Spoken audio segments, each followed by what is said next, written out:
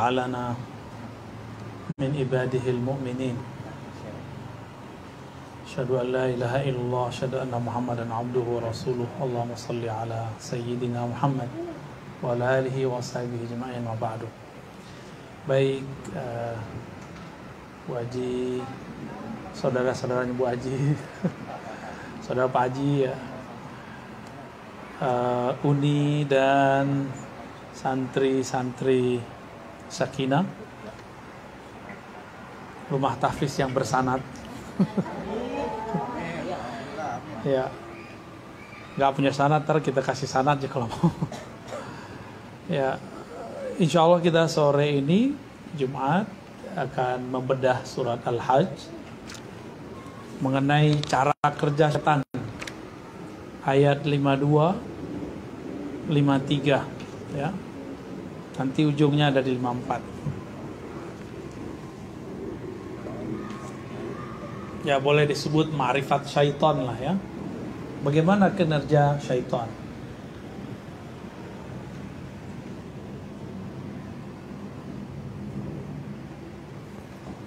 Jadi yang terkena godaan syaitan itu tidak hanya kita, tapi para rasul pun kena.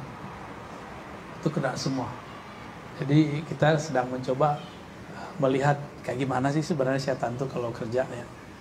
Jadi mereka juga ada kerjanya, ada SK-nya, ada direkturnya, ada jenderalnya. Ya, mereka seperti tentara sebenarnya.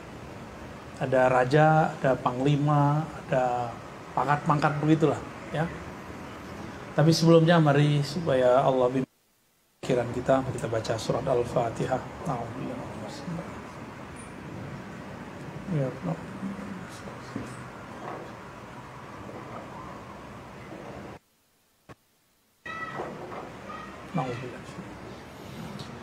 kita baca ayatnya. Bismillahirrahmanirrahim. Wa ma arsalna min qablika min rasulin, tidaklah kami mengutus min qablika, dari sebelummu atau pada masa sebelummu, min rasulin, di antara nabiyyin. Nah, ini dibedakan rasul dan nabi. Rasul, jadi ada rasul itu jumlahnya berapa? 313.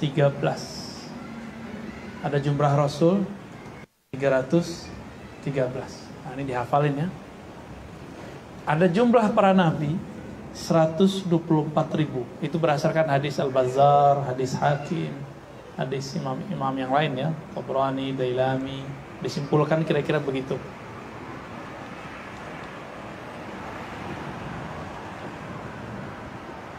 Illa, nah, sebelumnya kita menerjemahkan illa, apa beda rasul dan nabi? Nah, ini banyak yang keliru menerjemahkan antara rasul dan nabi. Beberapa orang menerjemahkan rasul itu wajib berdakwah, nabi tidak. Itu terjemahan keliru. Tidak benar. Perbedaan nabi dan rasul adalah satu diwajibkan dakwah, satu tidak, bukan. Rasul itu yang dapat risalah syariat. Berarti dia punya hukum sendiri. Kalau nabi yang dapat wahyu, ilmu, wahyu itu ilmu, belum tentu berisikan syariat. Itu nabi. Jadi rasul artinya al-mursal, orang yang diutus membawa tugas risalah. Apa isi risalah? Hukum-hukum Allah. Berarti minimal 313 rasul, ada 313 orang yang dapat otoritas membawa hukum. Ada dengan nabi, nabi itu yang dapat ilmu dari Allah. Dapat ilmu dari Allah, belum tentu ilmunya tentang hukum baru. Bisa jadi hukum yang masih yang lama yang ada pada nabi. Jadi jumlahnya tadi berapa? Rasul 313 ya. 313 itu dari mana? Dari 124.000. Siapa nih? Nabi. Banyak sekali ya. Tapi yang terpilih cuma berapa? 313. Ini kalau dibuat persentase berapanya para nabi, jumlah rasul itu? Dikit ya, dikit sekali.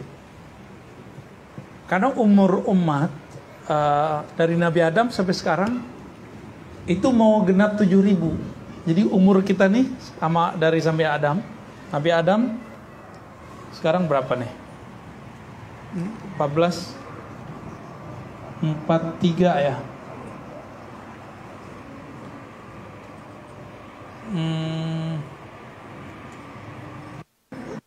Aja dikurangin 7.000 kurang segini berapa? Kira-kira segitu. 7.000 kurang berarti 5.000-an ya. Sekitar 5.000-an tahun lalu Sayyidina Adam pernah ada di muka bumi. Dari 5.000 tahun itu Rasulnya cuma 313. Nabi cuma 124.000. Dikit atau banyak? Dikit sekali. Tapi memang umat manusianya belum banyak. Ya. Ini kita bab Rasul Nabi dulu ya, belum nyampe ke marifat setannya. Pengantar dulu. Di antara nabi-nabi itu kita paling sering dengar nama Nabi Adam ya. Adam. Secara zuhur muncul nabi pertama Nabi Adam. Secara nur yang pertama kali Nabi Muhammad sallallahu alaihi wasallam. Ya. Nabi Adam, terus siapa di bawahnya? Idris. Sebenarnya sebelum Nabi Adam itu ada nabi, sebelum Nabi Idris itu ada nabi. Bukan sebelum Nabi Adam ya. Nabi Syith. Ada Nabi Syith. Nabi Syith ini tugasnya membawa ajaran Nabi Adam terus ngurusin jin. Jadi Nabi Syith ini hidup di zaman setan manusia masih hidup berdampingan. Jin itu masih berdampingan. Jadi Ustaz Ali itu bisa ngelihat setan tuh jin lengkap tuh kita. Di zaman kalau hidup zaman Nabi Syith ya. Maka turunlah perintah ke Nabi Syith. Maka Nabi Syith ini masuk 313, tapi tidak masuk 25. Ada nggak di 25 Nabi Syith? Nabi Syith ini lahir waktu Nabi Adam sudah 400 tahun di muka bumi. Berarti Nabi Adam sudah punya keturunan banyak ya. Kalau 400, sahabat itu berapa generasi? Ada 3, ada 4. Berapa generasi kira-kira? Nabi Syith lahir sekitar tahun 400-an setelah Nabi Adam hidup di muka bumi. Kira-kira begitu. Nabi Syith punya tugas. Apa tugasnya? Untuk membatas antara jin dan manusia. Makanya sekarang ada yang bisa ngeliat jin nggak? Ada yang bisa lihat jin? Ada di belakang ada yang bisa lihat jin? Ada? Beneran? Itu bukan jin yang dilihat. Itu cuma energi yang kelihatan. Kita membayangin, oh jin begitu, hantu begitu, kebayang. Coba dibuktiin ya. Orang Eropa itu punya setannya, hantunya beda nggak sama kita? Beda ya. Karena mereka punya doktrin beda tentang yang menakutkan. Berarti wujudnya nggak kayak gitu. Wujudnya nggak seperti orang Cina gimana? Kalau orang Jepang gimana nih? Beda lagi. Oh, enggak. Ya, kalau kita kan pocong. Ya. Kenapa orang-orang kita sangat takut dengan sesuatu yang sifatnya sakral, itu kematian? Kok ada orang hidup, orang mati terus hidup gitu. Nabi Syith ini diperintahkan Allah mengelilingi bumi dan membacakan nama-namanya di situ. Lalu hilanglah pandangan manusia ke jin, jin ke manusia, jin ke manusia tidak bisa melihat jin. Itu Nabi siapa yang berjasa? Maka kalau kita jalan-jalan ke Jawa Barat, pelosok kayak Cirebon ya. Cirebon, mungkin Pamijahan, itu mereka kenal Nabi Syis tuh.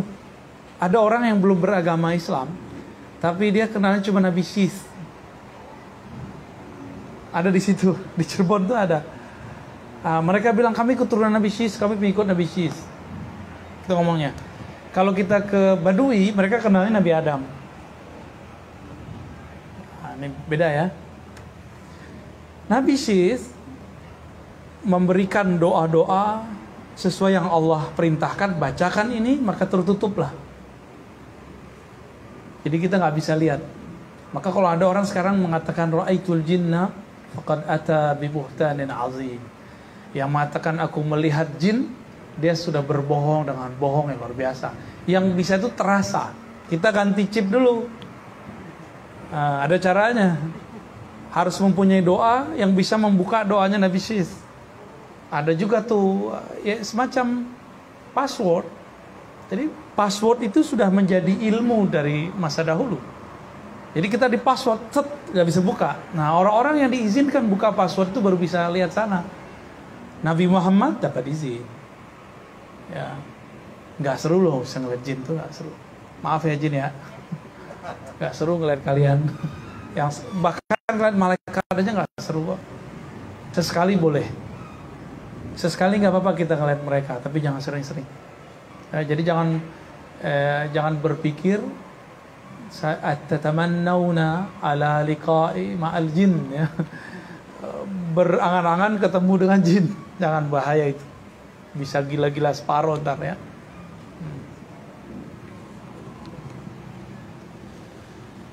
Nah ini Nabi Syis, Idris, siapa lagi? Idris, ke bawahnya Nuh, bawahnya Ibrahim.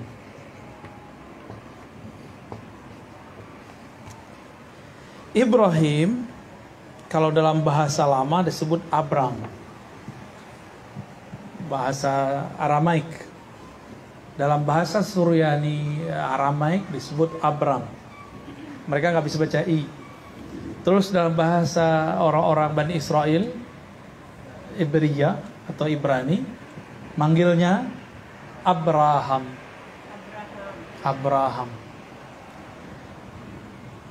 Dalam bahasa Sanskerta, Brahmana. Ya. Cocok logi bukan, itu memang perbedaan cara melafalkan teks. Jadi dia juga tuh semua. Apa kata Imam Tabari? Imam Tabari ini imam ahli hadis, ahli sejarah, ahli tafsir. Begitu juga Imam Ibnu Katsir. Ibrahim ini punya, yang kita tahu kan cuma 2 anak ya. Benar. Satu Ishak, yang gede dulu dong, yang tua. Ismail dulu. Ismail. Terus Ishak. Gitu kan orang nulisnya. Terus boleh di atas. Mau jadi penghapus seperti Ibrahim yang ada di pengajian ini ya? Walah nggak bisa. Ternyata ini. Oh ya salam. Berarti emang nggak boleh dihapus nama Rasulullah. Oh siap, amin. Kelas. Yang ketiga nih, ternyata nama anaknya lebih dari 3. Karena istrinya beliau pertama siapa? Sarah. Sarah itu umur 70-80 belum punya anak. Dia punya seorang budak perempuan hadiah dari Raja Mesir. Raja Mesir itu selesai ekspansi mengalahkan seorang raja. Putri rajanya dihadiahkan ke Nabi Ibrahim jadi budak. Jadi ini seorang putri. Namanya Hajar. Jadi Hajar itu bukan budak murni, dia seorang putri raja yang ditangkap. Nah, dijadiin, dia dulu kan orang manusia itu apalagi perempuan, mohon maaf, dijadikan barang. Laki-laki juga jadi barang, maka ada budak perempuan, ada budak laki-laki. Sekarang kita hidup sudah sangat enak. Cuma kita memperbudak diri sendiri, itu aja masalahnya. Jadi kalau uni sekolah itu sudah jauh dari perbudakan. Ya. Baik. Lalu beliau menikah lagi dengan seorang istri namanya Qanturah. Siti Qanturah. Nanti Uni cari ya, ada nggak datanya? Tapi kalau saya menemukan banyak data, lebih dari 5 kitab. Namanya Qanturah, atau dalam teks lama disebut Qaturah. Gak usah, biarin aja deh. Ntar Nabi Adamnya marah deh. Qaturah atau Qanturah. Qanturah ini bukan orang Jazirah Arab, bukan Mesir. Dia dari Asia bagian kita. Entah Asia Tengah, entah Asia Timur, entah Asia Tenggara, itu nggak disebutkan di dalam teks. Cuma disebutkan anak-anaknya nyebar ke wilayah Asia Timur, Tenggara, Selatan. Nah, muka-mukanya kayak kita lah, ya. Kalau Dodo beda tuh, mukanya masih muka Bagistan ente. Kamu jual karpet kata ya, bukan yang ngomong loh ya. Tapi kalau yang jalur Siti Qanturah mukanya kayak saya lah, kayak kita semua lah. Kebanyakan kita kan mukanya beda dengan muka orang Arab nggak? Beda. Kayak Bu Haji ini ada Cina-Cinanya ya kan? Jadi nggak boleh anti Cina. Jangan-jangan sah keturunan Cina. Nggak boleh juga keturunan Arab, benci Arab. Siapa tahu keturunan Arab. Nggak boleh juga anti dengan siapapun. Jangan-jangan dalam DNA kita ada mereka. Ya, dan 2 hal yang harus kita pahami, bahwa membenci sistem mereka bukan berarti benci rasnya. Bedakan itu, karena di Cina masih banyak Muslim, bahkan Muslimnya termasuk besar. Ya, jadi di dalam diri kita ada semua itu. Oke, berapa anaknya? Ada 6. 4 dari Siti Qanturah. Ada 4.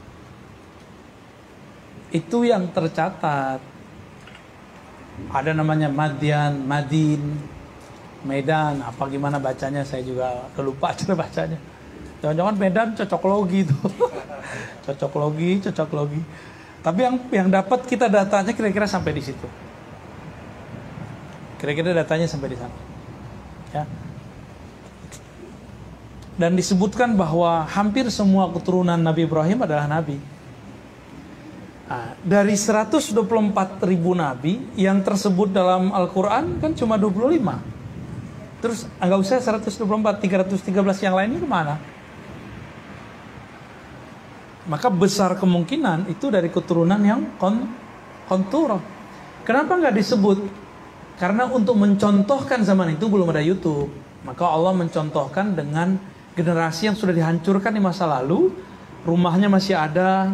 Kayak di Yordan kan masih ada tempat tinggalnya tuh, di batu-batu yang diukir, di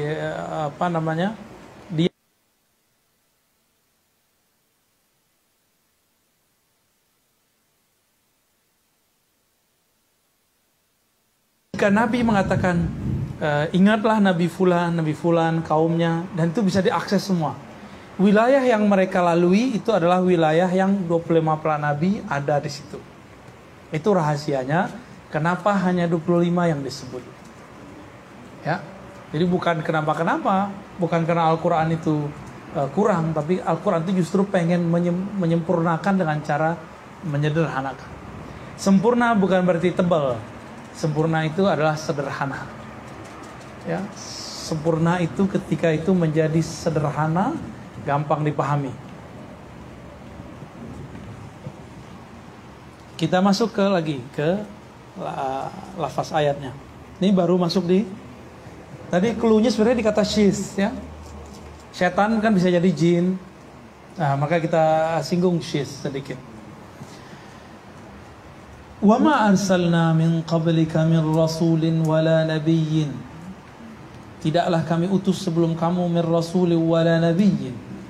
Rasul ataupun nabi illa kecuali idza Nah, apabila ia tamanna, Rasul atau Nabi itu berangan-angan. Tamanna artinya berangan.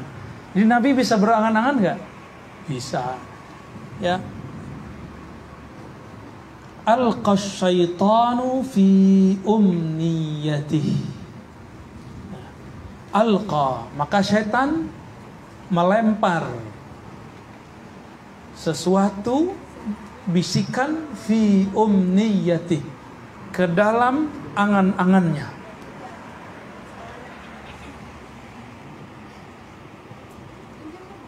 Fayansakhullahu, lalu Allah menghilangkan ma yulqis syaitan, apa yang dilempar setan. Summa yuhkimullahu ayati, lalu Allah memastikan ayat-ayatnya. Wallahu alimun hakim, Allah maha mengetahui lagi maha hakim, ya, maha pasti hukumnya. Ini terjemahannya kira-kira gitu. Maksud saya menyebutkan ini bahwa para nabi juga pernah diganggu oleh syaitan, tapi langsung Allah yang turun tangan. Gitu, ya. Jadi nabi juga pernah alqa asyaitan ilaihi, ya. Syaitan menggodanya. Di syaitan itu juga coba untuk melemparkan was-wasnya kepada nabi. Contoh, Nabi Muhammad awal sadar dapat wahyu, itu beliau masih meragukan, bukan meragukan ya, dikasih was-was. Maka Sayyidatuna Khadijah memperkuat beliau, mengatakan, wahai suamiku, engkau ini orang yang suka menjaga silaturahim. Kalau ada tamu engkau pasti sambut, memberi makan orang-orang yang susah, membantu orang yang lemah, sebutin semua kebaikannya. Maka tidak mungkin yang datang kepada kamu adalah syaitan. Gak tenang juga Nabi itu. Bahwa akhirnya dibawa kepada seorang pendeta, bukan pendeta juga ya. Dia seorang penulis Injil, tapi dalam bahasa Arab, namanya Waraqah bin Naufal. Tapi dia penyembah Allah, bukan penyembah Isa. Ya. Karena ada sekarang beberapa konten YouTuber mengatakan di Ka'bah itu ada gambar Yesus. Kalau ada emang kenapa? Jangankan Yesus, 313 berhala juga ada dulu. Lebih dari sekedar. Mungkin dulu ada berhala Yesus di situ. Gak ada masalah bagi kita. Kita nggak jembah dia. Ya. Mereka ingin mengatakan bahwa Nabi Muhammad terpengaruh oleh Yesus dan Nabi Muhammad mengadopsi ajaran Nasrani. Kalau ada kesamaan ajaran, bukan berarti ngadopsi. Perempuan Nasrani itu berjilbab. Apakah kita ngikut mereka atau kita dapat ayat? Pakai jilbab karena pakai ayat atau karena ngikut mereka? Kebetulan modelnya mirip, ya mungkin orang sana kali mirip. Orang kita kan beda lagi. Di sana itu model jilbab satu aja. Hitam, dan hitam lagi. 3. Kalau kita, ibu aja udah beda tuh ya. Udah beda lagi, ini beda lagi. Udah beda semua.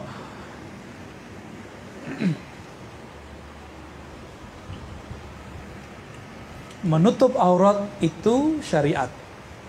Model menutupnya itu tradisi. Jadi boleh beda ya. Jadi siapa yang langsung membersihkan Nabi dari syaitan? Langsung Allah. Kenapa? Karena di kolbunya para Nabi itu istananya Allah, kira-kira begitu. Maka Allah memberikan penjagaan kepada kolbu para Nabi.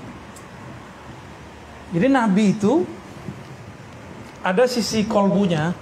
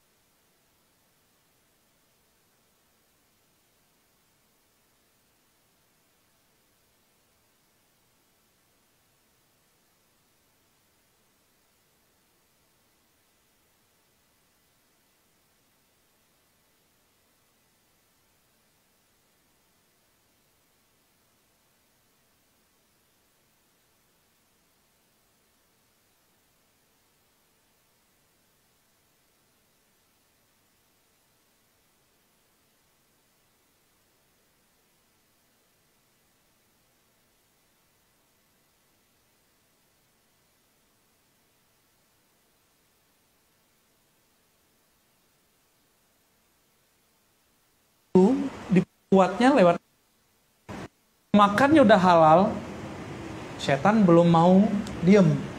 Kita masuk lewat cara menyuap. Jangan sampai dia makan nyebut nama Allah. Jadi pertama kali yang setan lakukan apa? Supaya manusia makan dari yang haram. Nggak berhasil, buat mereka makan tidak nyebut nama Allah. Tuh masuk tuh langsung tuh. Gimana? Hari ini makan minum nyebut nama Allah nggak? Saya minum dulu ya. Gini ya, Bu Haji ya.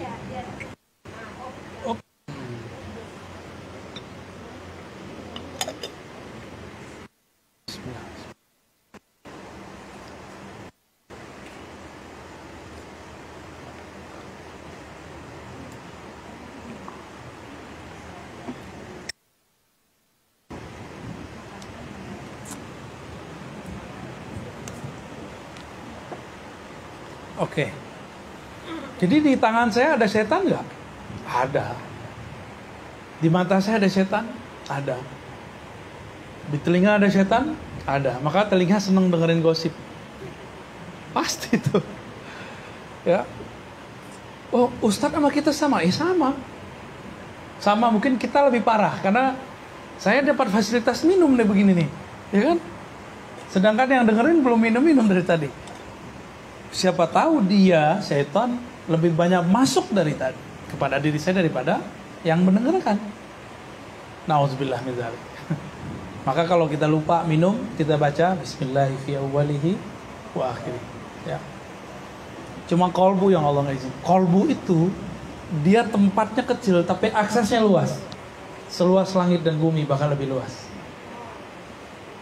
Ya. Maka disebutkan dalam hadis qudsi, hadisnya lemah tapi ulama kita membolehkan untuk dipakai. Ma wasi'ani ardi wala samai. Pandanganku tidak dapat ditampung oleh langit dan bumi. Tapi yang dapat menampung pandanganku, perhatianku cuma qalbu abdi al-mu'min. Qalbu hambaku. Maka Allah senang sekali sama manusia itu. Kalau dia punya qalbu. Dulu kita pernah zikir di sini Pak, di lantai berapa? Lantai atas. Masih diamalin kan Bu Haji ya? Ya, putus-putus ya. Rajin-rajin ngamalinnya Uni. Ibadah sholat 40 kali nafas, 40 kali ketukan, nyebut nama Allah. Itu cukup. Sehingga 5 waktu kita kemudian terisi kolbu itu nama Allah. Ya, rajin-rajin lagi ngamalin. Ya. Nanti kalau kita sering ngamalin itu kontak batin kita hidup. Bu Haji kepikiran saya tahu tuh. Dikasih tahu sama Allah karena zikir tadi yang bergetar. Cuma kadang-kadang karena kesibukan kita sebagai manusia, kita nggak sempat sapa-sapaan. Ya. Hampir setiap kali dari dulu zaman itu dulu, saya kepikiran sebentar, langsung biasanya WA Mas. Selalu begitu. Kontaknya selalu begitu. Tapi kadang-kadang ya kita punya kesibukan, punya kelemahan. Kadang-kadang punya urusan lain. Jadi kadang-kadang nggak sempat baca, nggak sempat balas. Tapi batinnya udah nyampe. Jadi jangan suzon ya. Insya Allah kontaknya udah nyampe duluan ke kolbunya. WA-nya belakangan. Ya, sama. Yang sudah zikir itu. Yang sudah ikut zikir. Jadi jangan bohong ke saya. Jangan bohong kepada Allah. Karena itu ilmu rohani. Ilmu kolbu. Nah, kolbu kita kalau sudah diinstal nama Allah, itu Allah senang sekali, berarti ada cahaya. Jika ingin kita memasukkan satu nama, berarti ada satu cahaya. Kalau masuk 40 nama, 40 cahaya. Kalau 1000 kali, 1000 energi. Jadi semakin rajin membaca nama Allah, Allah, Allah di kolbu, semakin terang kolbunya. Kita nggak butuh jimat. Kita akan menjadi manusia yang pede. Ya. Kenapa kemudian ahli-ahli zikir itu dia punya kepercayaan luar biasa? Karena di kolbunya ada cahaya yang sangat terang. Ya, kira-kira begitu.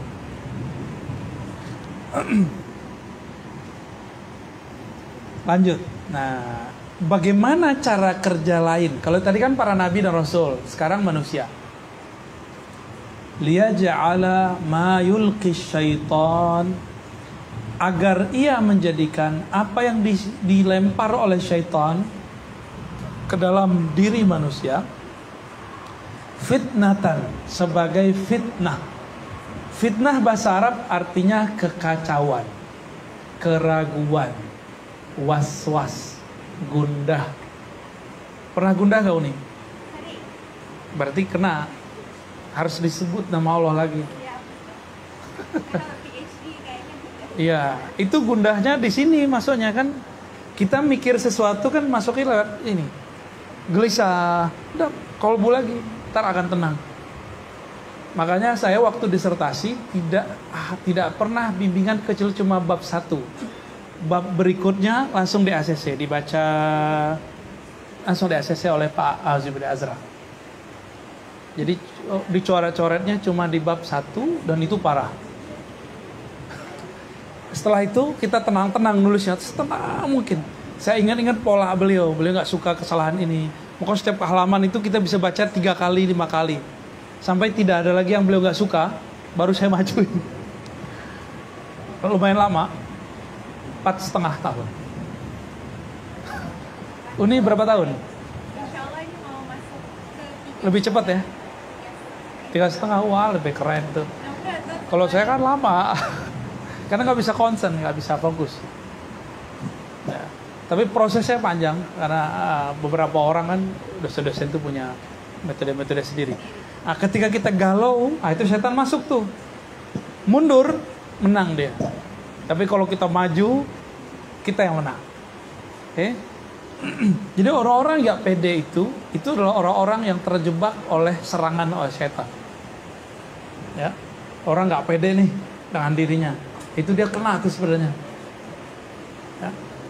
Disebutkan di sini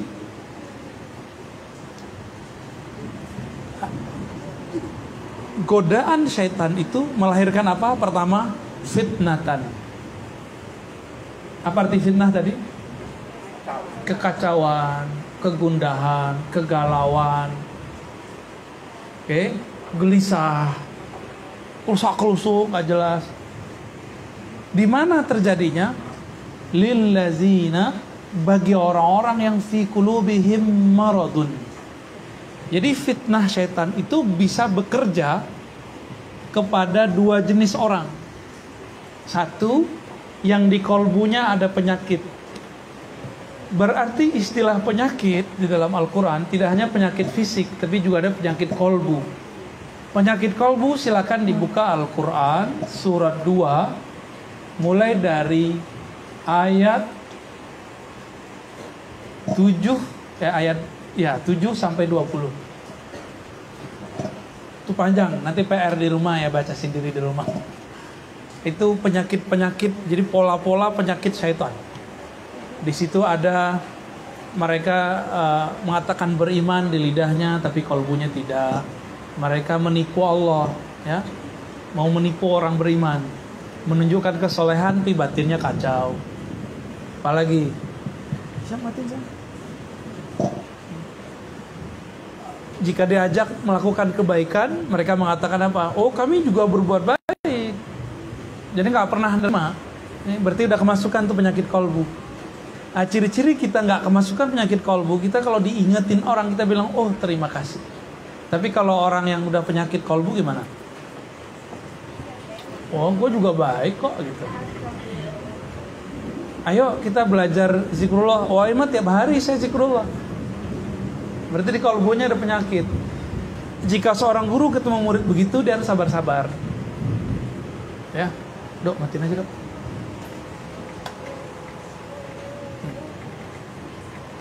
Ini AC-nya udah, kipas anginnya udah keren. Ditanamin, Bu Haji, di bawah itu ditanamin apa kek yang bisa cepat naik. Ya, kan ada pohon yang melingkar cepet tuh.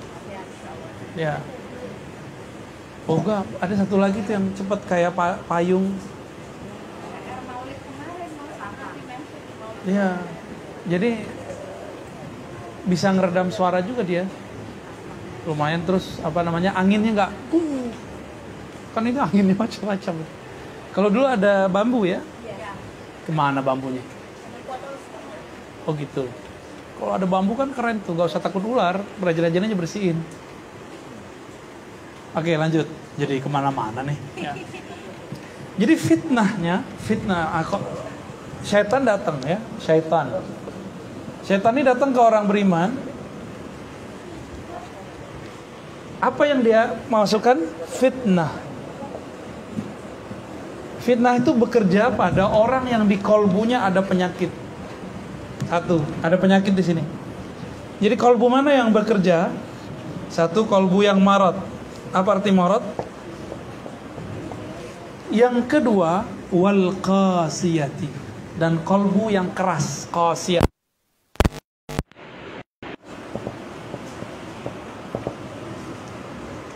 Qasiyah, kalau bahasa Melayunya kesat. Ya, udah bahasa Indonesia ya? Kesat. Kalau bahasa kampung saya ko itu nggak dirubah, kosi, tapi taknya dibacain tak, kose. Ya, bener Bu ya, di Kotokaci ya gitu Pak. Kotokaci al.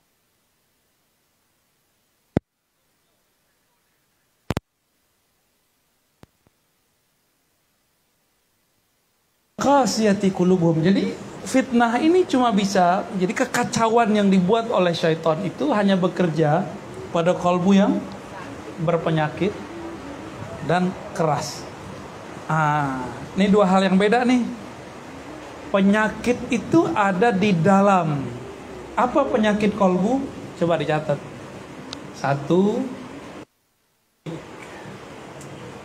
bukan syirik bahasa gaul. Syirik, menyekutukan Allah. Dua, kibr, sombong. Saya nih duduk di atas terus merasa lebih alim, itu bahaya tuh.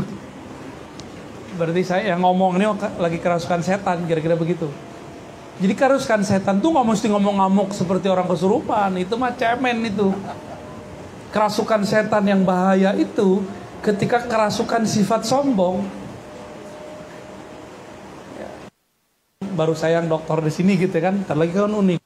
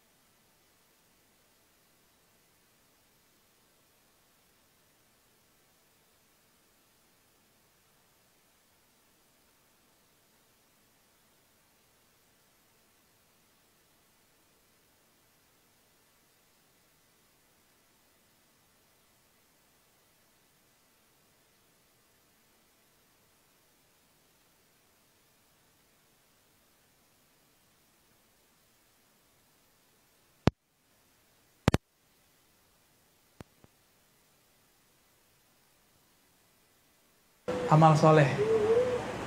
Amal soleh bisa bikin sombong, hati-hati. Ya. Ada nggak orang suka tahajud merasa sok suci? Ada nggak? Banyak. Ya. Ada nggak orang cuma beda partai sombong? Dia merasa aktivitas politik dia lebih soleh daripada yang lain. Adakah kelompok merasa lebih soleh, lebih suci dari kelompok yang lain? Karena amalnya. Tuh hati-hati tuh. Ya. Syam. Bisa mau nyanyi?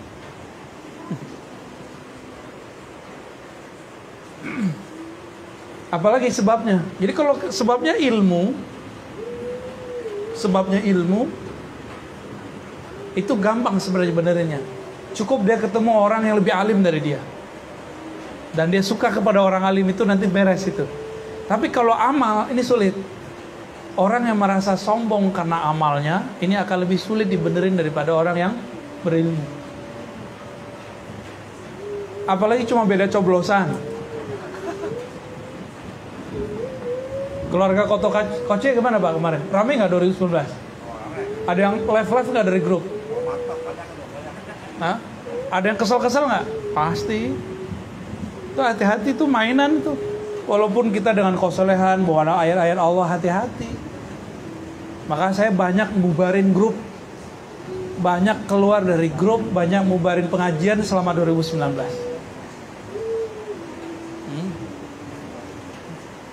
Sebabnya apa? Karena banyak yang merasa sok suci. Hisham, suaranya Hisham.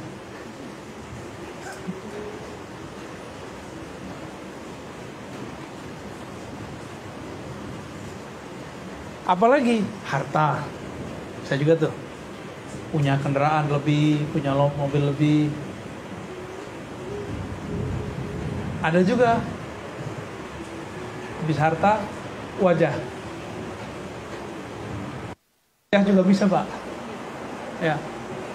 Nanti cara membilasnya gampang. Ini kita sebutin semua dulu ya.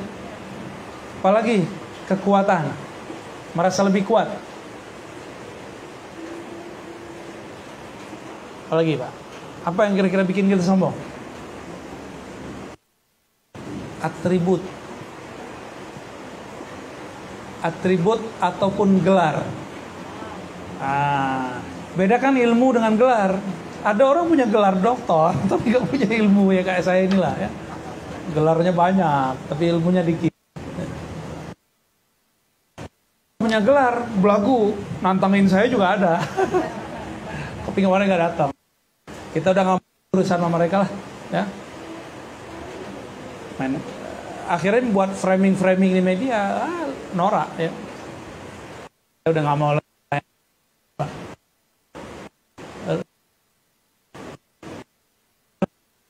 Yang menurut kita gak, ya suka buat fitnah lah, suka bikin kawan gitu. Kita nggak fitnah, dituduh fitnah sama dia, nggak ngerti babnya dalam dunia.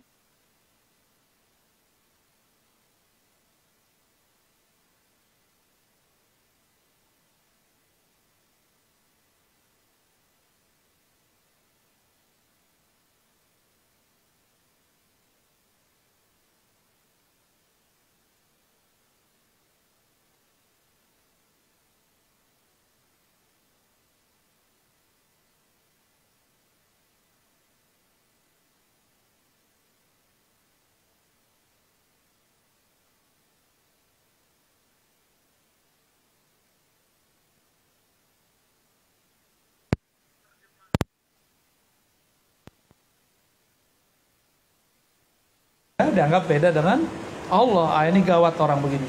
Itu bagian daripada jahilan yang terstruktur. Kan ada orang jahil serabutan. Ini jahilnya terstruktur, jadi susah benerinnya.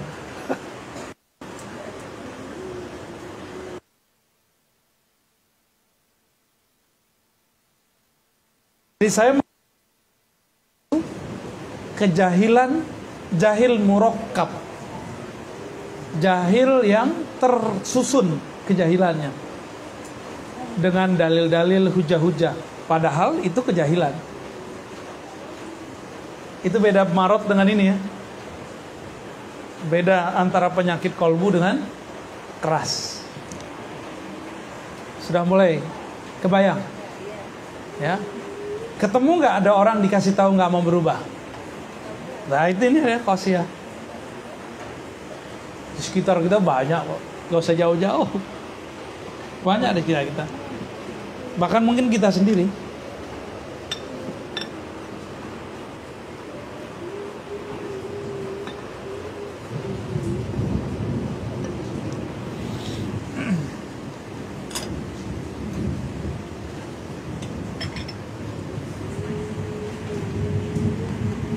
Nah, jadi fitnah syaitan atau was-was syaitan, kekacauan syaitan bekerjanya kepada dua tipe kolbu.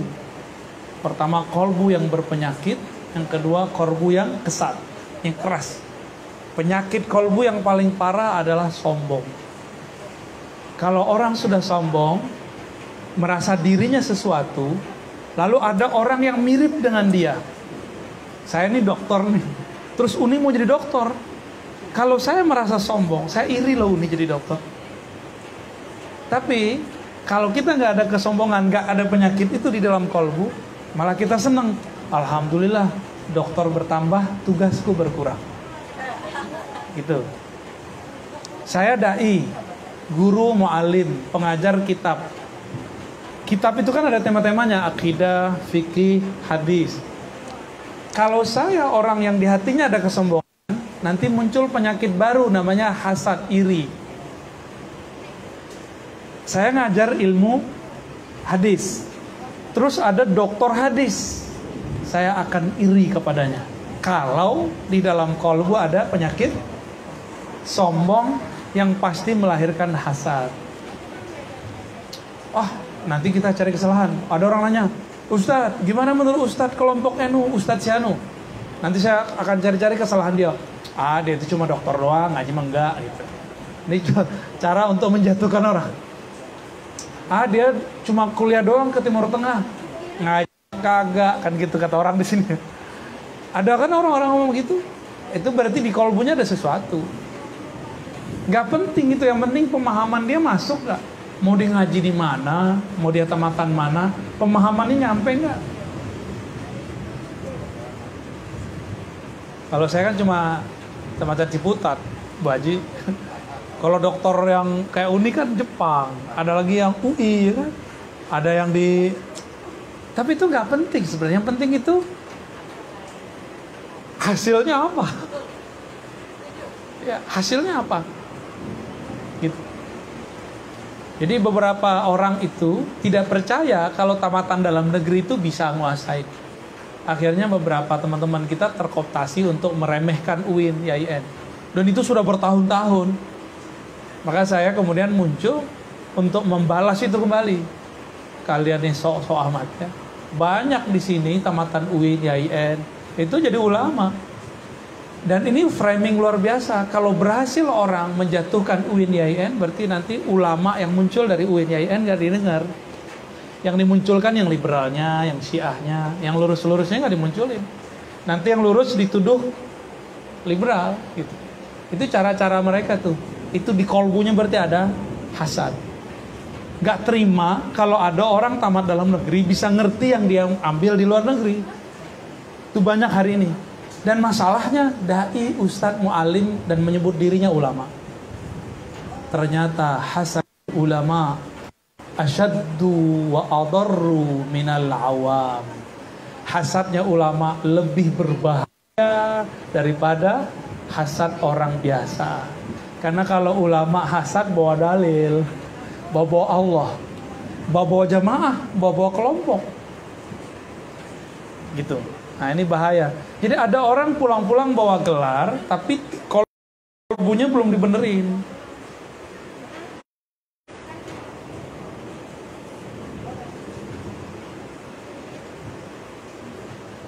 Apalagi kalau hasad. Habis hasad, iblis itu iri nggak dengan Adam? Iri, bener ya? Kalau dia nggak iri, dia nggak bakal seperti itu. Karena dia irilah, maka iblis tidak mau sujud kepada Adam. Maka yang pertama kali sombong, iblis. Yang pertama kali iri, iblis. Jika ada ustadz iri, itu ustadz iblisiyah. Jika ada ulama, mursyid, kiai, syekh iri, sombong, itu ustadz iblisiyah, kiai azaziliyah. Nama lain daripada iblis. Azazil. Hati-hati itu ya. Maka kita minta ampun kepada Allah jika di kolbunya ada perasaan sombong, perasaan iri ya. Gak boleh itu. Tadi ada macam-macam sombong, berapa aja tadi sebabnya. Nanti apa sebabnya, obatnya itu kebalikannya. Sebabnya tadi pertama apa? Ilmu. Di Quran surat Al-Mujadalah ayat 11, apa lafaznya? Coba lihat.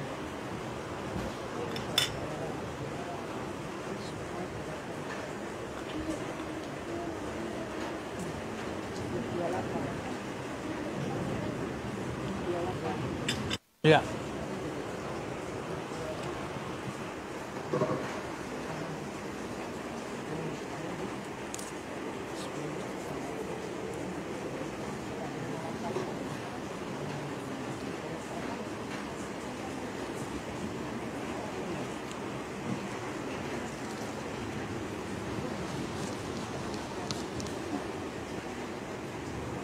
Ngapain abang? Ya. Lah, خلاص نحن سنخرج. طيب.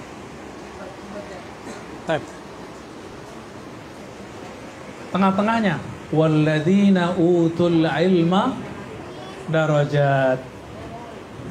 Ketemu nggak? Yarfa'illahu alladzina amanu minkum walladzina utul ilma. Allah mengangkat dua jenis orang. Pertama yang percaya, yang kedua yang diberikan ilmu. Jadi yang diangkat Allah itu derajatnya yang diberi ilmu, bukan yang merasa berilmu. Jadi ilmu itu diberi, bukan merasa berilmu. Allah tidak pernah ngangkat orang yang merasa berilmu, orang bergelar, enggak. Saya ngomong 1000 kali nih, aku doktor gitu. Jadi enggak? Jadi orang hebat enggak. Yang diangkat itu yang diberi ilmu. Tergantung semulia apa ilmunya, semulia itulah orangnya. Itu. Kalau mohon maaf, security menghormati tamu tergantung jenis mobil, benar nggak? Jujur ya, benar Pak ya? Saya dikira mahasiswa di kampus. Dibentak sama ininya, karena parkir. Iya, nggak percaya dia kalau kita dosen S3. Tapi nggak apa-apa ya. Saya di balik itu bersyukur. Oh, berarti aku nggak tua-tua amat. Tapi itu menyedihkan saat terjadi kita emosi. Tapi setelah terjadi kita senyum-senyum sendiri, Pak. Wah, berarti aku masih muda nih. Gitu. Kayaknya nyamar jadi mahasiswa S2 kayaknya masih bisa. Nyamar jadi jomblo masih bisa, Pak.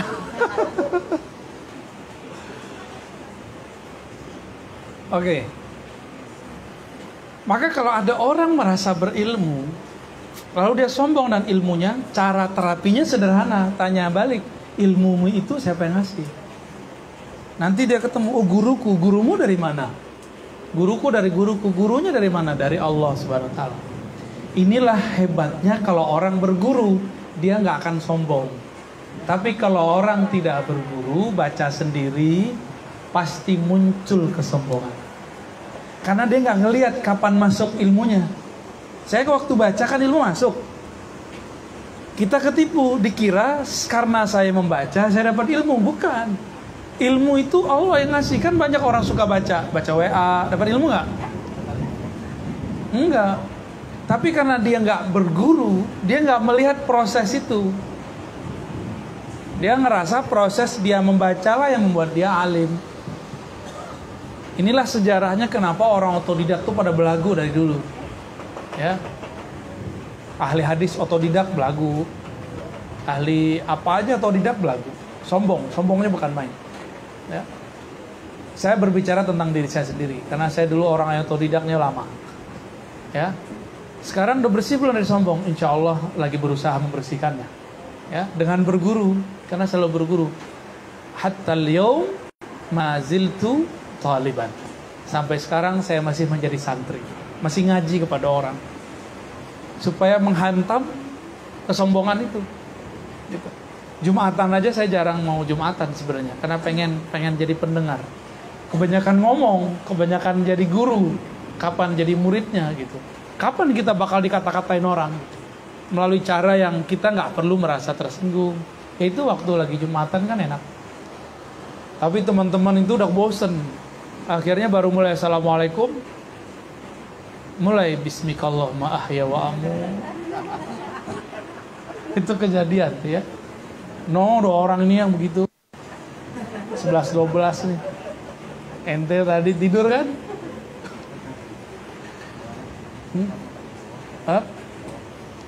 Ada tanya jawab. Tapi udah dapat kan poinnya? Dapat nggak poinnya? Dapat. Sudah ya. Itu ma'rifat setan paling ringan. Dari surah Al-Hajj ayat 52-53. Gimana? Ada yang mau ditanyakan, Bu Haji?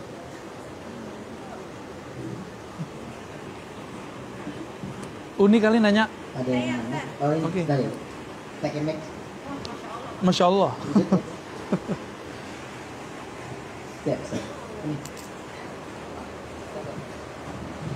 Assalamualaikum Ustaz. Sebetulnya pertanyaan saya nih tadi related sama yang ada di ujung-ujung tentang ilmu. Jadi saya belakangan ini belajar juga ada namanya Dunning-Kruger effect, Ustaz. Mungkin Ustaz pernah dengar Dunning-Kruger effect. Jadi itu efeknya sebenarnya kurva kalau kita belajar semakin banyak yang kita pelajari itu sebenarnya kurva kita semakin menurun. Kita semakin merasa kita tuh sebetulnya bodoh gitu. Kita sebenarnya makin banyak nggak tahu. Mungkin ini yang related sama yang orang Indonesia bilang kalau padi semakin makin merunduk. Nah, jadi pertanyaan saya, kenapa kok dengan kayak gitu, walaupun dengan ada penelitian ilmiah juga yang bilang kadang-kadang kalau kita semakin banyak belajar justru kita merasa semakin kurang ilmunya, tetap ada orang-orang yang merasa, hey, saya lebih baik karena saya tahu lebih banyak. Dan yang kedua adalah, apa pendapat Ustaz tentang orang-orang yang mungkin salah satu sebab sombong juga, adakah pengaruh orang-orang di sekitar yang bilang, hey, kamu hebat, kamu keren, kamu dokter, kamu jumlah follower gitu misalnya, dan itu juga bisakah menjadi salah satu penyebab dari sombong itu? Terima kasih Ustaz. Yuk, sama-sama Bu Dokter. Amin ya Allah. Undis dokter ya. Baik, pertama, kok ada orang tambah berilmu sekarang faktanya dia tambah sombong. Nah, ilmu itu dua, bagian di sini, bagian di sini. Ilmu yang mana yang dia dapat? Jika ilmunya taruhnya cuma di akal, di brain, pasti dia sombong. Tapi kalau ilmunya munculnya dari sini, bahannya sama nih, tapi satu dia dapat dengan ini, yang satu dia dapat dengan kolbu, yang satu dengan berdebat, yang satu dengan diskusi. Beda loh hasilnya. Yang debat nih main, diskusi itu kita dengerin orang kan. Oh, menurut pendapat Anda gimana? Kita nanya begitu, itu udah menghancurin ego yang luar biasa itu. Tapi kalau debat gimana? Oh, saya tidak sepakat dengan Anda. Ya, beda kan? Nanti dia keluarin dalil-dalilnya, padahal kita lagi ngambil hujah dia kan. Tapi kita nggak mau kalah dari dia. Bedanya pakai akal murni atau pakai kolbu. Kalau dia pakai kolbu, dia akan melihat ilmu itu bukan dari dia. Ilmu itu cuma dipercikkan ke dalam kolbunya. Nah, yang saya bicarakan sekarang itu cuma beberapa percikan itu. Ada orang baru hafal 30 juz sudah belagu amat. Padahal ngerti maknanya belum, hafal doang. Mau adu-adu kita pakai hafalan ya, Ustaz Ali Wafa aja yang maju, nggak usah saya. Sama saya ujian tafsir ntar. Kita uji tafsir boleh. Uji menerjemah, memaknai nggak apa-apa. Pelan-pelan kita coba ya. Tapi kalau hafalan, kecerdasan memori beda dengan kecerdasan akal. Memori itu dia cuma menyimpan. Tidak ada analyze, tidak ada kritik, tidak ada pengembangan, nggak ada. Nah, kalau memori itu dia butuh cuma diulang, dan itu asik, mengulang-ulang. Tapi dapatkah orang ketika dia nggak usah nunggu tua, dia hafal terus dia hilang hafalannya, ada nggak? Tapi kalau ilmu analyze, kritik, dia nggak pernah hilang. Coba aja. Kecuali stroke mutlak, ya, bukan stroke separuh ringan nggak. Kalau udah pikun hilang, stroke aja masih bisa. Bahkan ada yang tambah cerdas kalau dia tahu polanya. Tapi kalau sudah pikun dia nggak masih stroke. Pikun itu apa? Dia tidak tahu lagi apa yang dulu dia tahu. Oh, itu gawat, itu bahaya. Ada doa supaya nggak pikun, ya. Apa doanya? Allahumma inni a'udzubika min an uradda ila ardhil umur. Terjemahannya boleh. Ya Allah, lindungi aku agar tidak dikembalikan kepada masa terlemah dan terhina pada umurku. Jadi walaupun kita tua, jangan pikun. Ya, gitu. Bedakan ya. Orang pikun hafal Quran hilang hafalannya.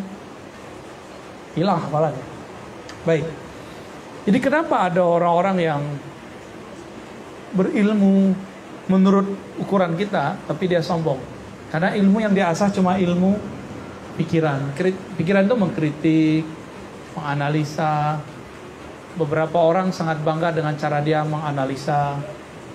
Beberapa orang sangat bangga dengan cara dia mengolah sesuatu data, lalu dia dapat hasil. Sering ngomongkan, I see.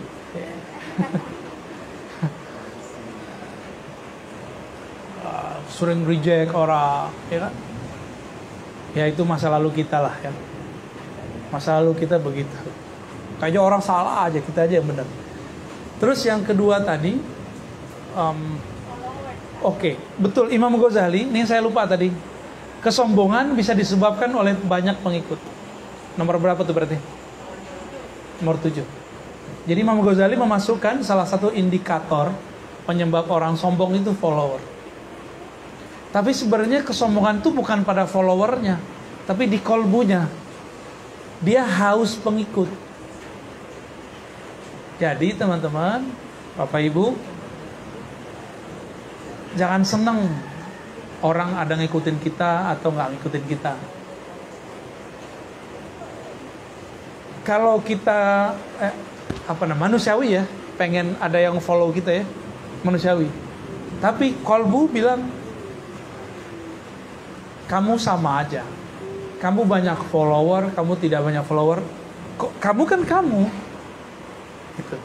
Apakah dirimu tambah bahagia dengan banyak pengikut? Apakah dirimu sengsara dengan sedikit pengikut? Apakah kebahagiaanmu ketika banyak orang mengikutimu? Banyak orang memujimu? Itu adalah cabang ria kecil. Jadi ria itu ada dua. Pengen dipuja, takut dicaci maki. Jadi sombong itu turunannya tipis sekali. Sombong, ada ria di situ. Beda sombong dan ria. Ria itu pengen terlihat keren dengan karya. Kalau sombong, pengen terlihat keren dengan diri sendiri. Itu bedanya. Kita punya karya, apapun karya, baik foto, gaya. Kan foto yang bagus itu karya.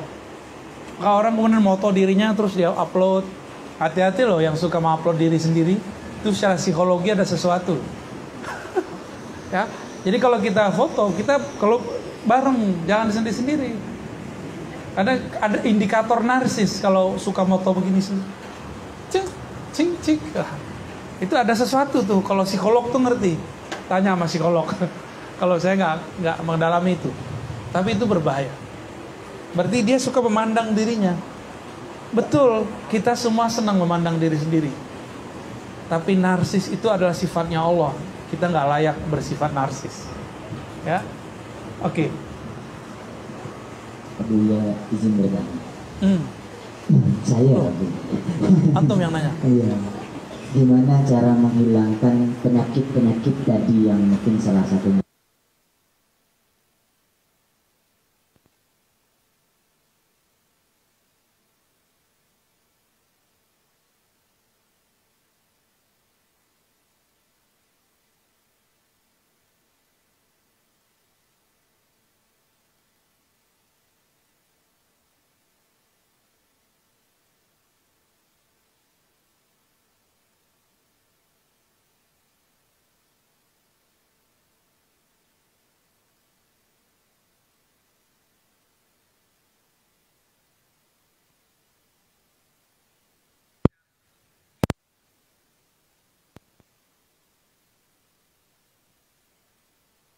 Harus punya yang kita sebut mursyid, syekh, pembimbing spiritual. Ya, harus punya. Dan itu ukurannya bukan pada umur. Dia tua, umur 60, 70 terus jadi syekh. Belum tentu. Bukan pada gelar akademis, dia doktor, pasti mursyid, belum tentu. Banyak kok mursyid-mursyid itu nggak sekolah, tapi kolbunya bener. Yang kedua, nah kalau ada mursyid tinggal dia turunin belajar zikir, nanti zikir-zikirnya itu akan merontokkan semua ini. Tapi nggak punya mursyid, maka ada alternatif kedua, punya kawan yang kolbunya sehat. Bahasa tadi Uni, komunitas. Komunitasnya harus sehat. Supaya apa? Nanti komunitasnya itu yang akan menegur dia. Bahwa kamu ada masalah loh gitu.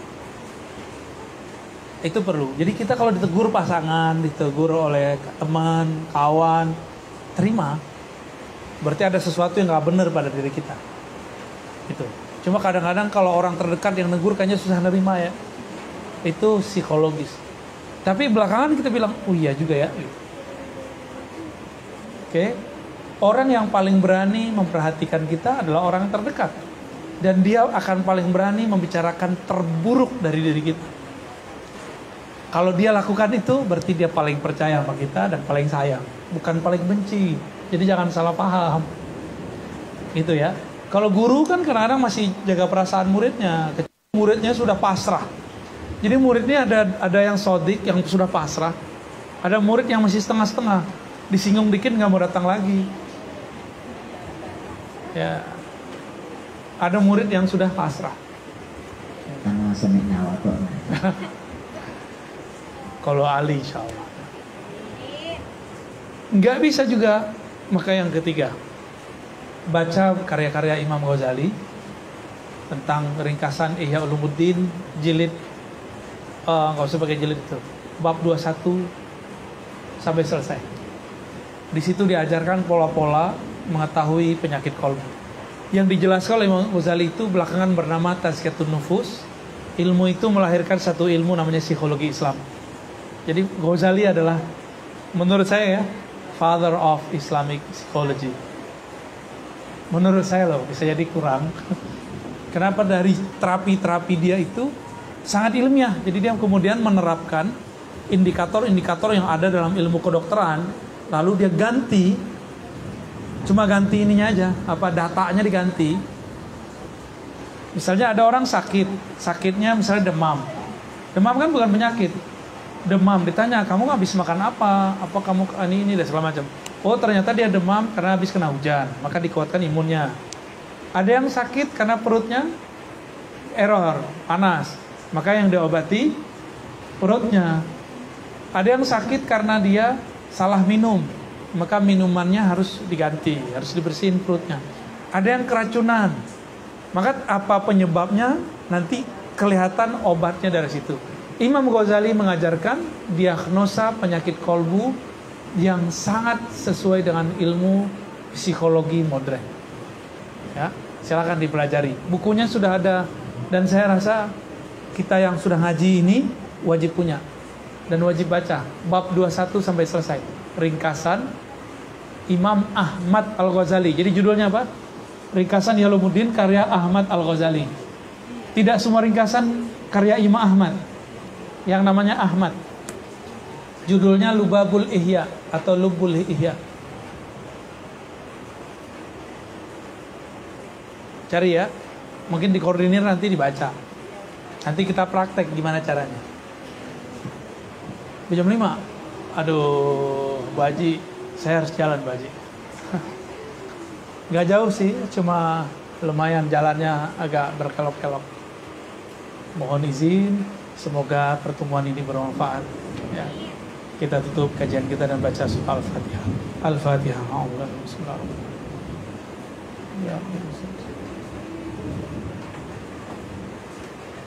Alhamdulillah Rabbil Alamin. Subhanakallahumma wa bihamdika asyhadu an la ilaha illa anta astaghfiruka wa atubu ilaik. Alhamdulillah Rabbil Alamin. Assalamualaikum warahmatullahi